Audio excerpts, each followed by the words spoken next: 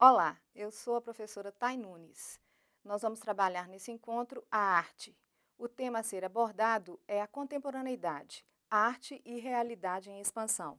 Esse título está vinculado à relação dialógica que existe entre a arte e a realidade, uma nutrindo a outra. A realidade aqui está apresentada no sentido da realidade social, cultural, política e o modo como essa realidade interfere na produção artística. Então vamos lá. Nós temos aí algumas imagens de eventos em destaque. Vocês observem que apesar de nós termos datas, a abordagem aqui não diz respeito apenas à questão da historicidade, ou seja, daquela ordem positivista do desenvolvimento da arte na história da arte. Vamos tentar pensar nisso de uma maneira mais global. Então nós temos aí em foco o impressionismo e a importância do impressionismo determinando as demais manifestações artísticas, tais como o expressionismo, o fauvismo e o destaque dessas duas manifestações em relação à cor. Nós temos ao centro o cubismo, não é? Porque o cubismo vai trabalhar justamente a ruptura em relação à forma, e aí ao lado temos o dadaísmo com Marcel Duchamp e logo abaixo o surrealismo. O dadaísmo trazendo a questão da incorporação do cotidiano, do objeto cotidiano dentro da produção artística e logo abaixo o surrealismo com a questão da psique, não é? Da mente, do sonho, do onírico. Então, vejam só, em cada slide eu coloquei algumas palavras que vão nortear esse nosso desenvolvimento, né, o pensamento desse encontro. Então, vejam aí, nós temos nesse slide, pesquisa, o artista como pesquisador. Consequentemente, esse artista que pesquisa técnicas, materiais, modos de fazer, está construindo a sua identidade, a sua linguagem.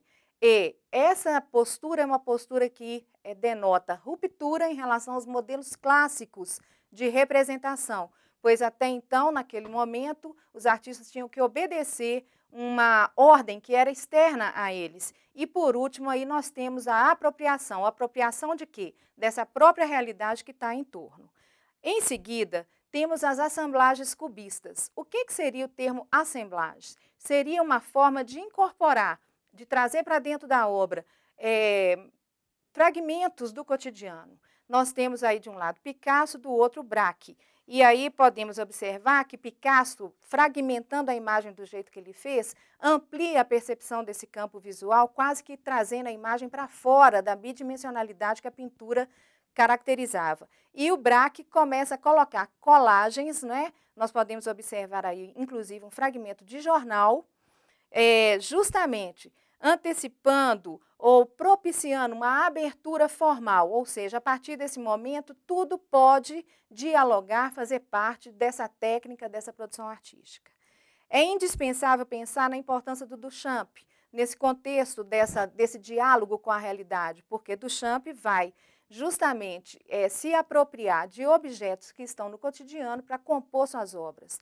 Não no sentido de que esses materiais façam parte de sua técnica, mas realmente uma apropriação bem seca, né? Bem isenta de julgamento estético, no sentido de que não é importante para ele um deleite estético, no sentido daquela concepção de belo, mas uma asepsia, né? O objeto como ele é.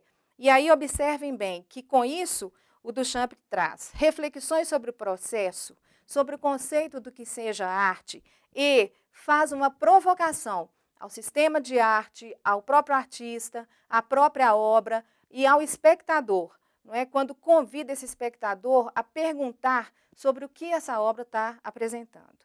Em seguida, nós colocamos aí, para que vocês observem, um outro evento em destaque, que foi a pop art. Tudo isso, gente, vai contribuir de alguma forma para que a arte contemporânea seja o que ela é hoje.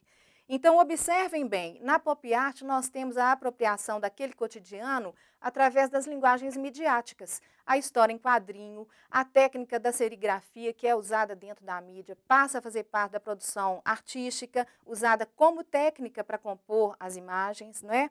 E nós temos também os ícones que estão bombando na mídia, né, naquele contexto, inserido dentro dessas imagens. Ou seja, nós temos ironia, mídia, A questão capitalista, é claro, está intrínseca aqui, e a banalização da imagem é também uma das questões levantadas por esses artistas. Em seguida, observem aí, objeto ou escultura? Aquela transposição da imagem que sai para fora da bidimensionalidade que nós observamos no cubismo, aqui está materializada na forma de uma nova concepção de escultura. A escultura não é mais simplesmente a plasticidade de um material. O artista não mais preocupa apenas em esculpir, em lixar, em modelar, mas ele está aqui compondo um objeto a partir de formas que ele já encontra prontas. Além disso, uma coisa muito importante na escultura contemporânea é o fato de que ela abre um espaço de diálogo com o espectador, não apenas para que esse espectador faça parte dela, mas também que possa manipular essa escultura, como no caso aí do exemplo que eu coloquei dos bichos da Lygia Clark. Então, nós temos aí, olha, mobilidade, espacialidade e sinestesia, ou seja, uma exigência de que não vale mais ser apenas um espectador que vê, né, mas um espectador que se insere dentro. Então, vamos ver aí, em seguida, a questão da arte conceitual. Olha só, pus dois exemplos e gostaria de me ater ao exemplo aí do Marcel Bruders. Prestem atenção, ele constrói todo um projeto de um museu, mas esse museu não existe na realidade. É um museu que ele compõe enquanto teoria, enquanto abstração. Ele organiza essas imagens num determinado espaço que está apenas nessa composição teórica.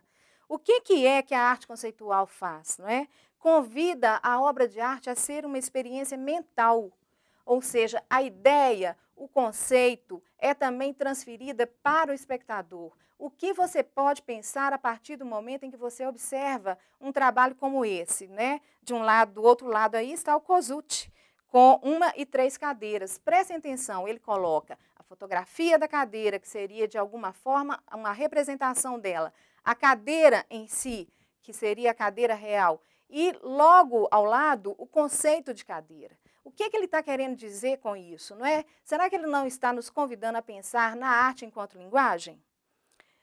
Então, continuando, a gente observa a influência da land art, ou seja, da arte da terra, quando a manifestação artística, a construção do objeto, começa a atuar, não é, a se inserir no ambiente, no meio ambiente, lidando com questões vinculadas à natureza.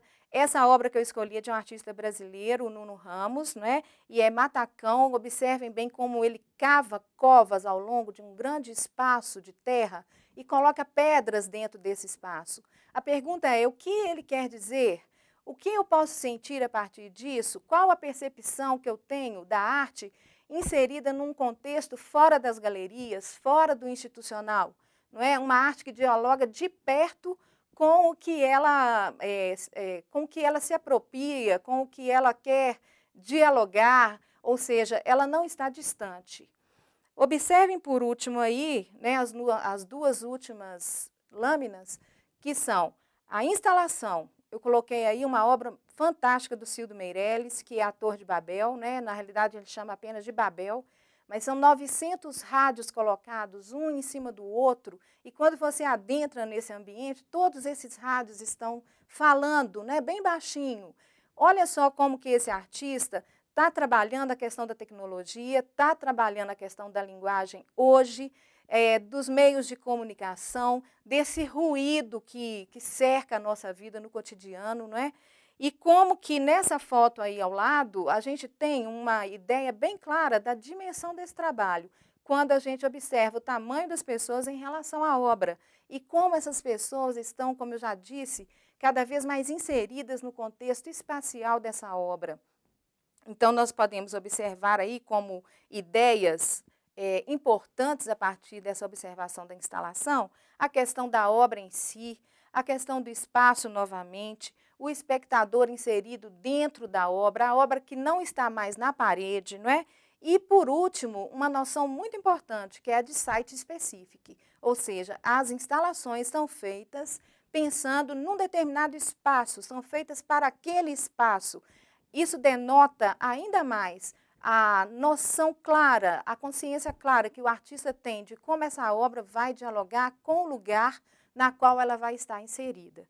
Por último, eu trouxe para a gente pensar em todas essas questões, né, a performance. Observem bem que quando eu falei que eu não gostaria de ter um foco nessa abordagem apenas na questão da historicidade, diz respeito ao fato de que uma manifestação, um evento, dialoga o tempo inteiro com o outro. A gente vai encontrar características da performance também na instalação, a gente vai encontrar características da escultura contemporânea também na instalação e vice-versa. Portanto, observem o que é possível pensar sobre a performance, o que é que essa manifestação artística fala. Primeiro, a relação do corpo do artista enquanto obra.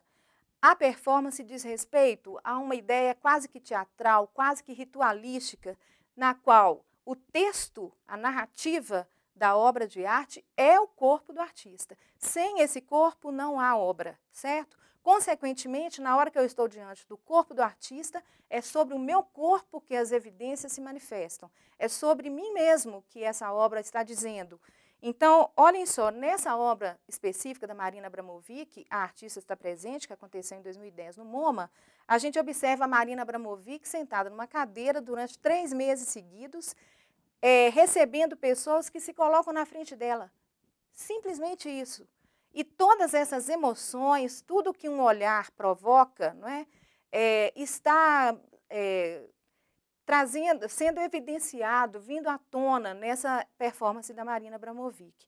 As palavras que eu coloquei aí para que vocês se lembrem: corpo, texto, transitoriedade. A gente pode pensar nesse caráter da transitoriedade também em relação à lente de arte, por exemplo, as próprias instalações, não é mais obra para ficar pendurada na parede por séculos, gente. Ela acontece e acaba quando o tempo dela, o objetivo dela se esgota, não é?